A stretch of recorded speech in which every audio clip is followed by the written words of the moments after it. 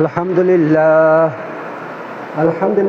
নাহমাদুহু ওয়া নাস্তাইনুহু ওয়া নাস্তাগফিরুহু ওয়া নু'মিনু বিহি ওয়া নাতাওয়াক্কালু আলাইহি ওয়া নাউযু বিল্লাহি মিন শুরুরি আনফুসিনা ওয়া মিন সাইয়্যাতি আ'মালিনা মান ইয়াহদিহিল্লাহু ফালা মুদিল্লা লাহু ওয়া মান ইউদ্লিলহু ফালা হাদিয়া লাহু ওয়া আশহাদু আন লা ইলাহা ইল্লাল্লাহু ওয়াহদাহু লা শারীকা লাহু ওয়া আশহাদু আন্না মুহাম্মাদান আবদুহু ওয়া রাসূলুহু আম্মা বা'দ ফাইন্না খায়রাল হাদিসি কিতাবুল্লাহ ওয়া খায়রাল হাদি হাদিয়ু মুহাম্মাদ সাল্লাল্লাহু তাআলা আলাইহি ওয়া সাল্লাম ওয়া শাররাল উমুরি মুহদাসাতুহা ওয়া কুল্লু মুহদাসাতিন বিদআহ ওয়া কুল্লু বিদআতিন দালালাহ ওয়া কুল্লু দালালাতিন ফিন্নার قال الله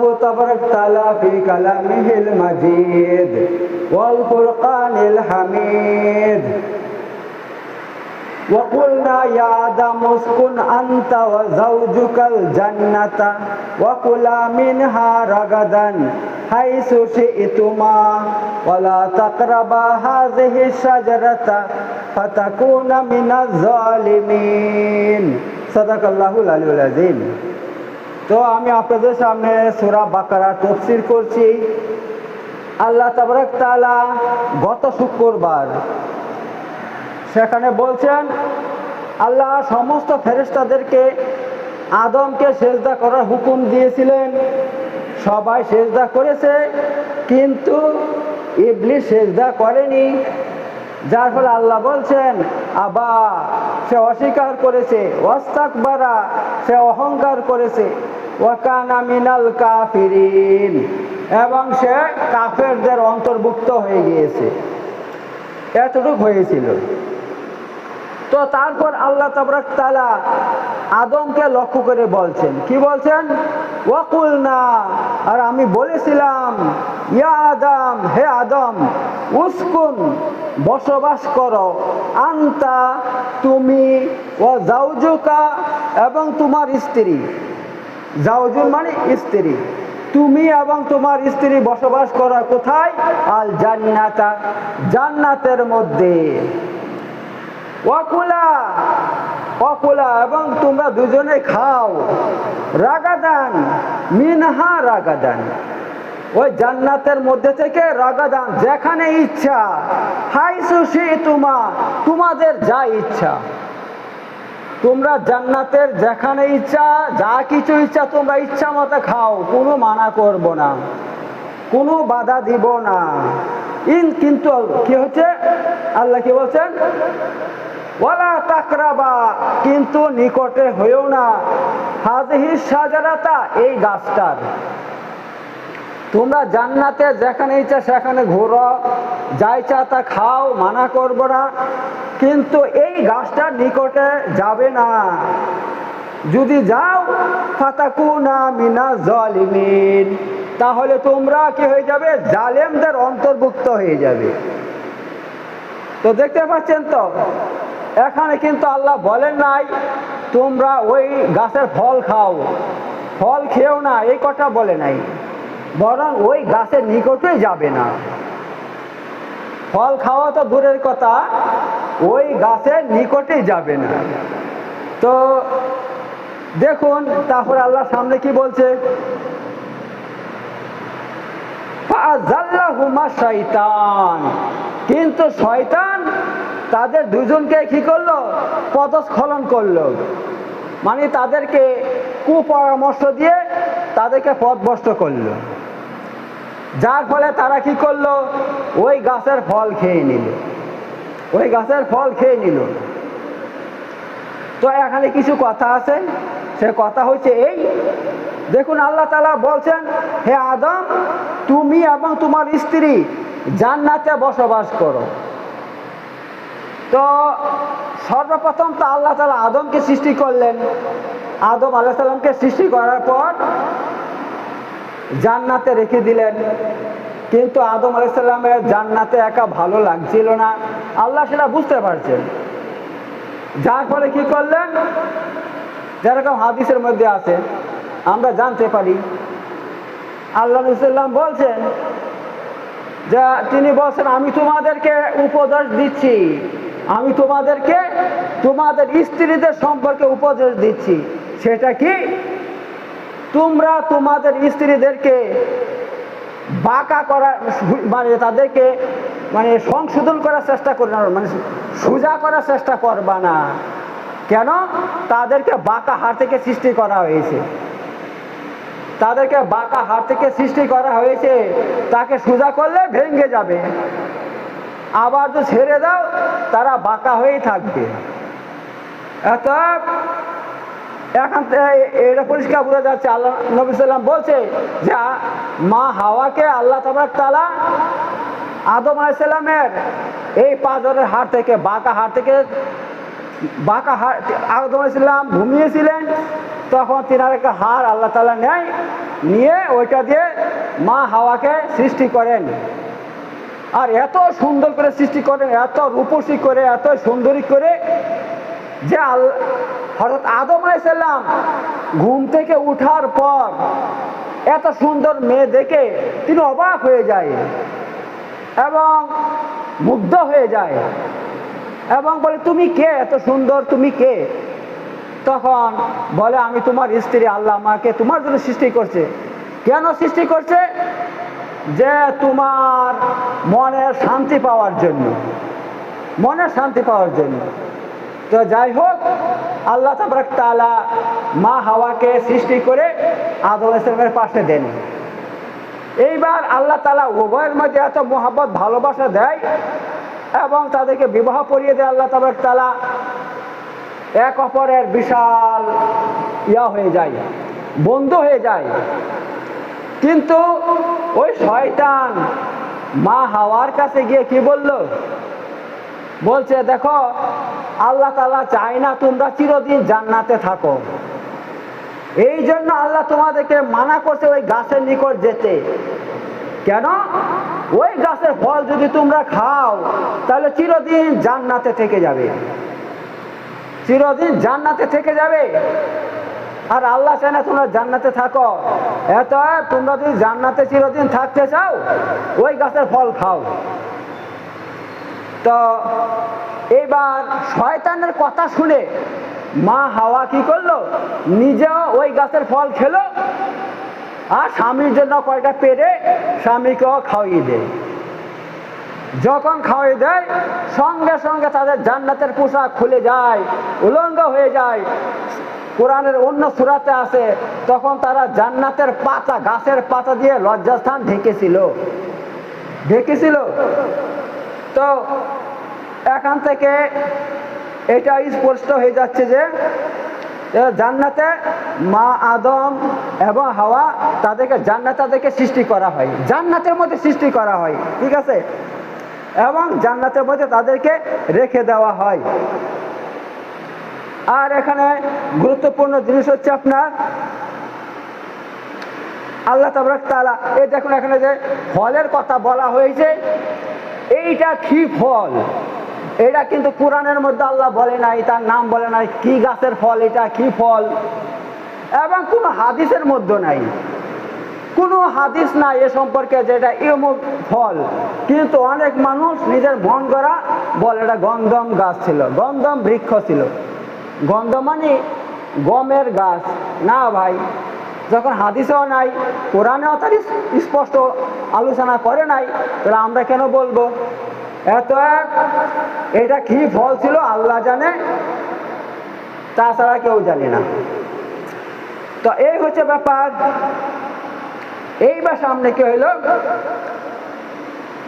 এখন আল্লাহ কি বলছেন? তোমরা যদি এই গাছের নিকটে যাও কি হয়ে যাবে? তোমরা জালেমদের অন্তর্ভুক্ত হয়ে যাবে। জালেম মানে জুলুম, জুলুম করা।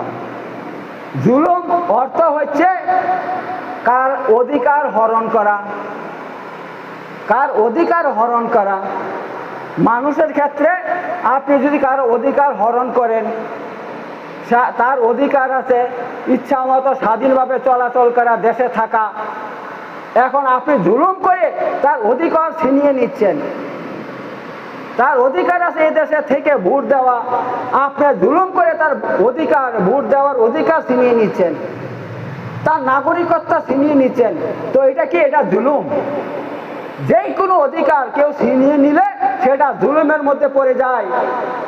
তেমনই ভাবে আল্লাহর ক্ষেত্রে আল্লাহর হুকুম মানা সবার অধিকার, আল্লাহর হুকুম মানা সবার অধিকার। এখন কেউ যদি আল্লাহর হুকুম না মানে তাহলে সে কি হলো? আল্লাহর হুকুমের খেলাপ করলো, যে আল্লাহর যে অধিকার আছে সেটা সে কি করলো? ছিনিয়ে নিল। তো এত পাপ করলেও মানুষ কি হয়ে যায়? জালেম হয়ে যায়। কেন? পাপ অর্থই হচ্ছে আল্লাহর বিরোধিতা করা, আল্লাহর হুকুমের বিরোধিতা করা, আল্লাহ যা বলছে সেটা না মানা। ঠিক আছে? তো এই হচ্ছে ব্যাপার। এবার আল্লাহ সামনে কি বলছেন? ফাযাল্লাহুমা শাইতান আনহা। এটা শয়তান কি করলো? মা হাওয়াকে আর আদমকে পদস্খলন করলো জান্নাত থেকে। ফাখরাজাহুমা মিম্মা কানা ফিহি। এবং শয়তান তাদেরকে কি করলো? উভয়কে বের করে দিল মিম্মা কানা ফিহি, যেখানে ছিল সেখান থেকে। অর্থাৎ জান্নাতে ছিল মা হাওয়া আর আদম আলাইহিস সালাম। তো আল্লাহ বলছে শয়তান তাদেরকে বের করে দিল। বের করেছে কিন্তু আল্লাহ তাআলা। জান্নাত থেকে কে বের করেছে? আল্লাহ বের করেছে। কিন্তু আল্লাহ বের করাটা কার উপর ফেলছেন? কথাটা শয়তানের উপর। অর্থাৎ তারা যদি শয়তানের কথা না মানতো তাহলে জান্নাতে বের হইতো না, জান্নাতেই থাকতো। এটা বের কেন হয়েছে? শয়তানের কারণে। এটা শয়তানই তাদেরকে বের করেছে, আল্লাহ কথা বলছেন এখানে। অর্থাৎ শয়তানের কথা শোনার ফলে তারা বের হইলো। ওয়াকুল নাহবিতু বাদুকুম লিবাদিন আদু। আল্লাহ বলছেন ওয়াকুল না, আর আমি বলেছিলাম ইহবিতু মানে তোমরা নিচে নেমে যাও, নিচে নেমে যাও। এখানে কাকে হুকুম দিয়েছেন আল্লাহ তাআলা? সবাইকে, আদম হাওয়া এবং শয়তানকে সবাইকে হুকুম দিয়েছেন তোমরা নিচে নেমে যাও। কেন?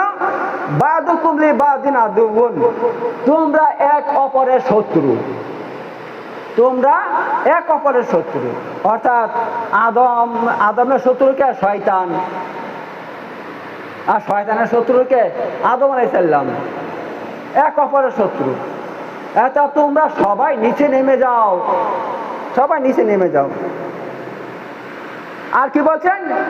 ওয়ালাকুম ফিল আরদি মুস্তাকাররু ওয়া মাতাউন ইলা হিন। শুনে রাখো, তোমাদের জন্য, লাকুম মানে তোমাদের জন্য, ফিল আরদি এই পৃথিবীর বুকে, মুস্তাকাররুন হ্যাঁ ওয়া মাতাউন ইলা হিন। ইলাহিন মানে কিছু নির্দিষ্ট দিন পর্যন্ত, কিছু নির্দিষ্ট দিন পর্যন্ত পৃথিবীর বুকে তোমাদের জন্য কি হয়েছে? কি রয়েছে? মাতাউন, জীবিকা রয়েছে। মুস্তাকারুন এবং থাকার জন্য নির্দিষ্ট দিন পর্যন্ত থাকবে। পৃথিবীতে তোমরা যাচ্ছ সেখানে চিরদিন থাকবে না।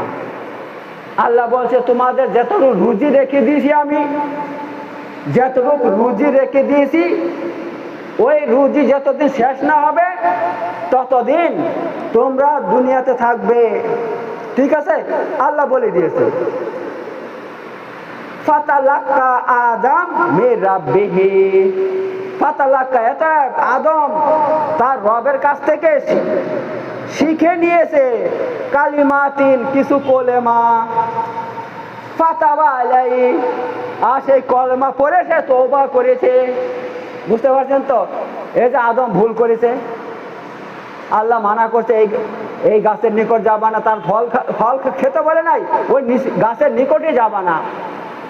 তো শয়তানের পাল্লায় পড়ে তারা ফল খেয়ে নিয়েছে, সঙ্গে সঙ্গে নাফরমানি হয়ে গেল, যার ফলে আল্লাহ তাদেরকে জান্নাত থেকে তাড়িয়ে দেয়, দুনিয়াতে পাঠিয়ে দেয়। দুনিয়াতে এসে তারা 350 বছর পর্যন্ত কান্নাকাটি করেছিল। ঠিক আছে? 350 বছর পর্যন্ত কান্নাকাটি করছে এবং স্বামী স্ত্রী ওরা হারিয়ে যায়, সারা দুনিয়া খুঁজে খুঁজে এক অপরকে খুঁজে বেড়ায়। শুনেছি তাদের মিলন হয় সৌদি আরবের জেদ্দাতে, সেখানে মিলন হয়। এক অপরকে দেখে জড়িয়ে ধরে আরো কান্নাকাটি করে, আমরাও কান্নাকাটি করে, খুব কান্নাকাটি করে। এই কান্নাকাটি করার পর আল্লাহর দয়া হয়। আল্লাহর দয়া যখন হয় তখন আল্লাহ তাআলা এখানে কি বলছেন, ফাতালাক্কা আদম মির রাব্বিহি কালিমাত। আদম শিখে নেয় কিছু কলেমা তার রবের কাছ থেকে, আল্লাহ তাকে শিখিয়ে দেয় কিছু কলেমা। ফাতাবা আলাই, ওই কলমা পড়ে তওবা করে কে? আদম আলাইহিস সালাম। এবার সেই কলমাগুলো কি? সূরা আপনার ইয়ার মধ্যে মায়েদার 23 নম্বর আয়াতের মধ্যে আছে। 23 নম্বর আয়াত এখন পেয়ে গেছি। আচ্ছা দেখি 23 নম্বর আয়াতটা কই? রব্বানা যালামনা আনফুসানা ওয়া ইল্লাম তাগফির লানা ওয়া তারহামনা লানাকুনান্না মিনাল খাসিরিন। অর্থাৎ, হে আমার রব, আমি আমার উপর জুলুম করেছি, আপনার হুকুম অমান্য করে আমি আমার উপর জুলুম করেছি। আপনি যদি এখন আমাকে ক্ষমা না করেন তাহলে আমি ক্ষতিগ্রস্ত হয়ে যাব, আমি ক্ষতিগ্রস্ত হয়ে যাব। এই কথাটা তিনি বলেছিলেন, ঠিক আছে? যখন এই কথাটা তিনি বলেন, আল্লাহ তাআলা এই কথা শোনার পর তিনাকে মাফ করে দেন। আল্লাহ তাআলা তিনাকে মাফ করে দেন আদম আলাইহিস সালামকে। কেন? আল্লাহ বলছেন, ইন্নাহু হুয়া তাওয়াবুর রাহিম, নিশ্চয় আল্লাহ তওবা কবুলকারী, রাহিম এবং খুব দয়ালু। অর্থাৎ তিনার বান্দা যদি কোনো গুনাহ করে ফেলে, করার পর তারা যদি অনুতপ্ত হয়, লজ্জিত হয় আল্লাহর সামনে, আর সেই পাপটা দ্বিতীয়বার করব না এই অঙ্গীকার করে আর তওবা করে খাঁটি মনে, তখন আল্লাহ তাদেরকে ক্ষমা করে দেন। তো আদম আলাইহিস সালাম এই কাজটাই করেছেন। তিনি কি করেছেন? তিনি যে এই যে একটা ভুল করেছেন তার জন্য লজ্জিত আল্লাহর কাছে, আর খুব অনুতপ্ত, খুব কান্নাকাটি করেছেন এবং ভবিষ্যতে আর দ্বিতীয়বার ওই কাজ করবেন না, আল্লাহর হুকুমের খেলাফ করবেন না, আল্লাহর কোনো নাফরমানি করবেন না। এইভাবে আল্লাহর কাছে তিনি কান্নাকাটি করেন, যার ফলে আল্লাহ তিনাকে ক্ষমা করে দেয়। তো এইটা সবার জন্য, শুধু আদমের জন্য নয়। আল্লাহ যে কোনো বান্দা সে পাপ করতেই পারে, আপনি হন আমি হন, আমরা পাপ করতে পারি। হ্যাঁ, যে কোনো কারণে, হয় ভুল করে হোক বা স্বজ্ঞানে হোক অথবা নফসের প্রলোভনে পড়ে হোক, লোভের কারণে হোক, যে কোনো কারণে যদি আমরা গুনাহ করে ফেলি, তারপর 3টা কাজ আমাদেরকে করতে হবে, তা না হলে কিন্তু তওবা কবুল হবে না। ভালো করে মনে রাখবেন, শুধু মুখে তওবা তওবা করলে কবুল হবে না। 3টা কাজ করতে হবে। 1 নম্বর, আপনি কাজটা করেছেন তার জন্য আল্লাহর কাছে লজ্জিত হইতে হবে, আল্লাহর কাছে অনুতপ্ত হইতে হবে, 1 নম্বর। 2 নম্বর, ভবিষ্যতে কখনো এই কাজটা করবেন না দ্বিতীয়বার, ঠিক আছে? তারপরে আপনার আল্লাহর কাছে তওবা করবেন, বাস আলহামদুলিল্লাহ, আল্লাহ আপনার তওবা কবুল করবে। যেমন আদম আলাইহিস সালামের তওবা আল্লাহ কবুল করছে।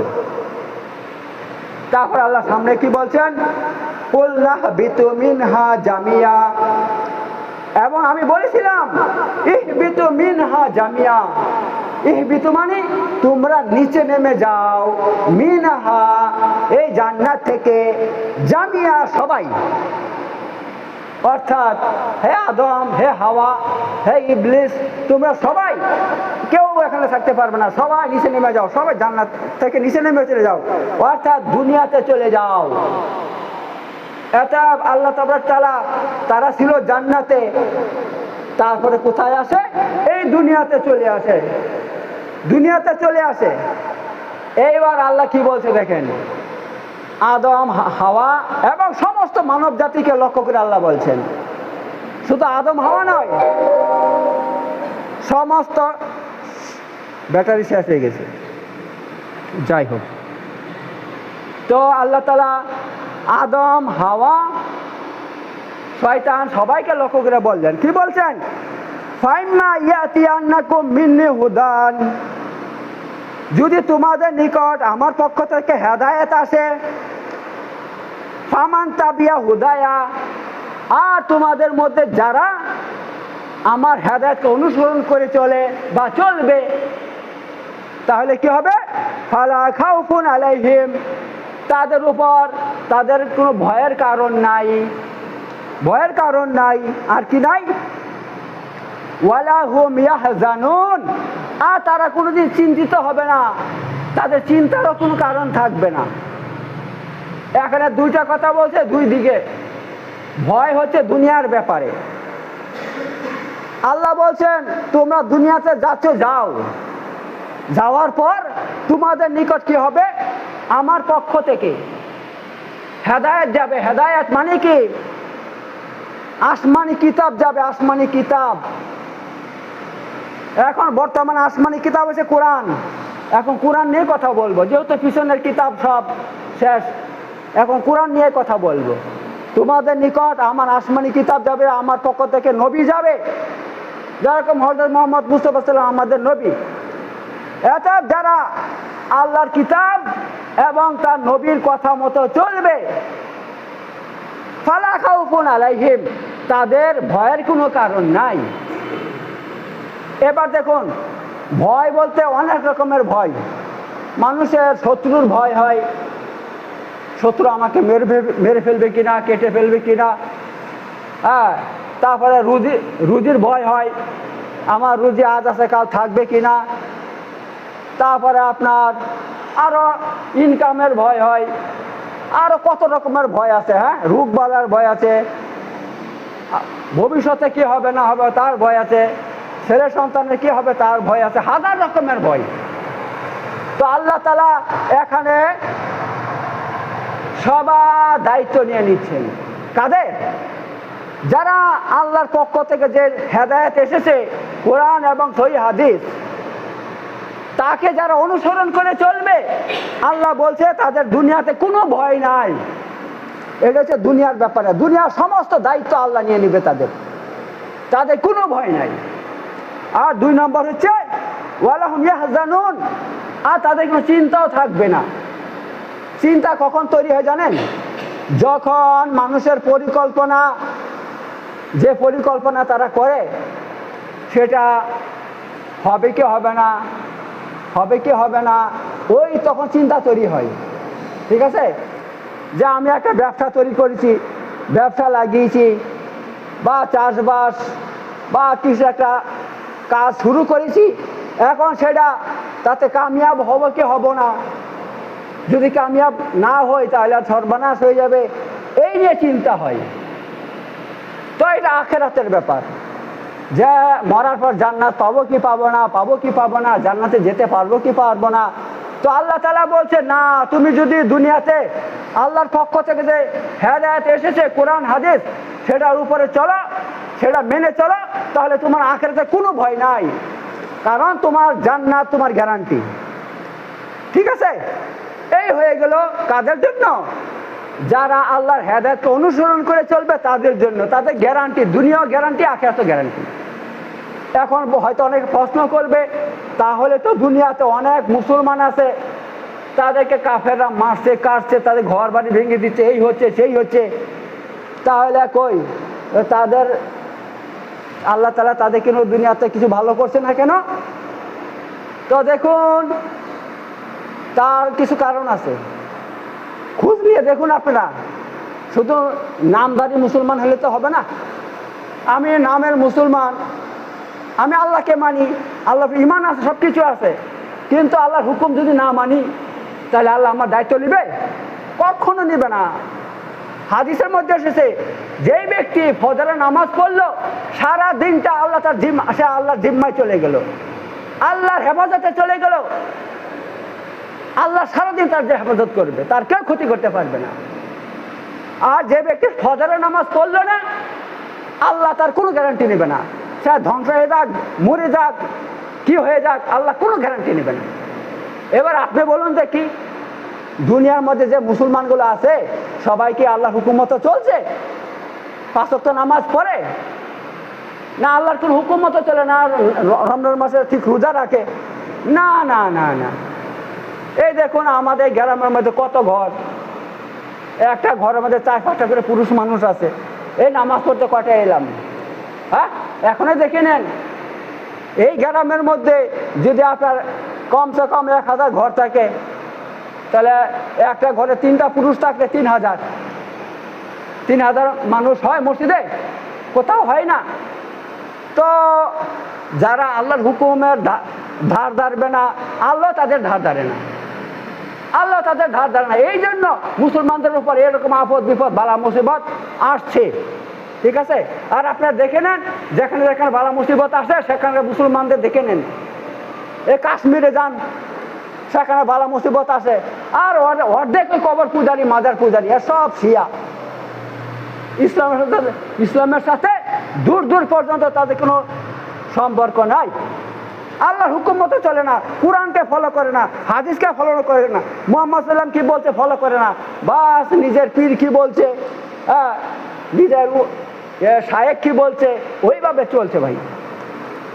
এই হচ্ছে ব্যাপার। তো এইবার আল্লাহ কি বলছেন সামনে দেখুন, ওয়াল্লাযিনা কাফারু ওয়া কাযযাবু বিআয়াতিনা উলাইকা আসহাবুন নার হুম ফিহা খালিদুন। আল্লাহ প্রথম কি বলে দিয়েছে যে তোমরা দুনিয়াতে যাচ্ছ, তো তোমার কাছে আমার পক্ষ থেকে হেদায়েত যাবে। যারা হেদায়েতকে অনুসরণ করে চলবে তাদের দুনিয়াতেও কোনো ভয় নাই, আখিরাতে কোনো চিন্তা নাই।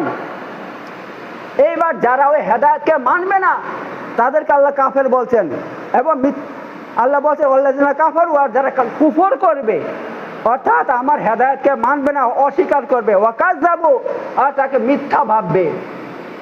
অনেকে বলে আল্লাহ পাল্লাহ কিছু নাই, নাউযুবিল্লাহ, আল্লাহ হুকুম কম মানে না, আল্লাহকে অস্বীকার করে, মিথ্যা বলে, আল্লাহ বলে কিছুই নাই। তো তাদের যেটা আল্লাহ বলছেন উলাইকা আসহাবুন নার, তারা হচ্ছে জাহান্নামী, হুম ফিহা খালিদুন, ওই জাহান্নামে তারা চিরদিন থাকবে। ওই জাহান্নামে কি হবে? তারা চিরদিন সেখানে থাকবে। তো এই হচ্ছে ব্যাপার। তো আমি এখনই শেষ করে দেব, আর বাকি ইনশাল্লাহ সামনে শুক্রবার আপনাদের সামনে বলবো ইনশাল্লাহ। বারাকাল্লাহু ফিল আযীম ওয়া নাফা'না যিকরি হাকিম ইন্নাহু তাআলা জাওয়াদুন কারীমুল মালিকুল বারুর রাউফুর রাহিম।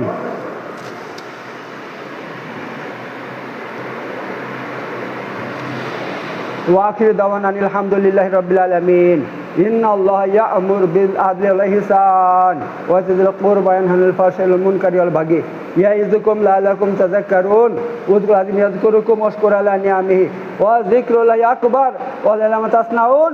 সাদাকাল্লাহুল আলিয়্যুল আযীম।